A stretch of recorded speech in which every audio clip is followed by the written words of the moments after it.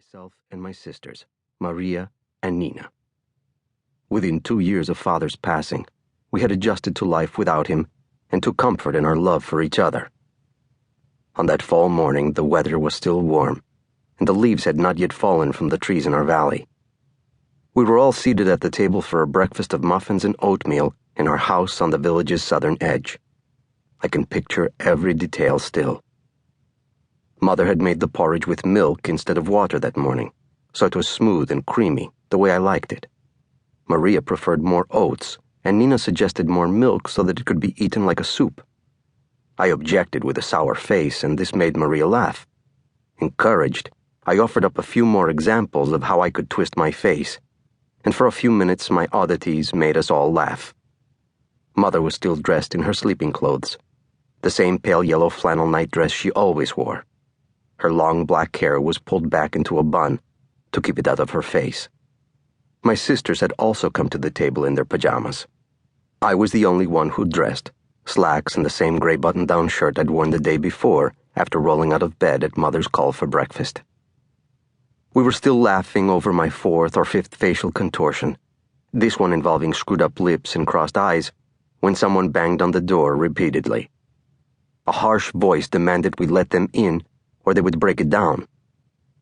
Our small town sat in a valley to the north of the fighting that had brought Bosnia to a standstill, but 100 stories had reached us, and each one seemed worse than the one before. Reports of terrible killings and rape, slaughters of whole congregations as they sat in mass on a Sunday, snipers hiding in the woods waiting to pop off anyone's head as they walked by, minding their own business. My mother stood slowly to her feet, face as pale as the porridge. The demand came again, with a curse this time. Her eyes darted to me and then to my sisters. "Get to your bedrooms! Hurry!" Maria and Nina fled the table in obedience, but I didn't want to go. Following my father's passing, Mother had become my greatest source of security. Besides the local priest, she was my only true comforter. I felt safe next to her, and I think I made her feel safe as well. I started to object, but she cut me short with her finger, stabbing toward my bedroom. "Now! Run!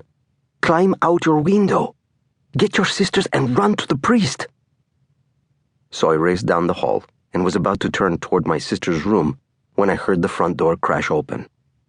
I knew that from their vantage, whoever had broken down the front door would see me if I ran across the hall toward Maria's and Nina's room. I can't tell how many times I've relived that moment.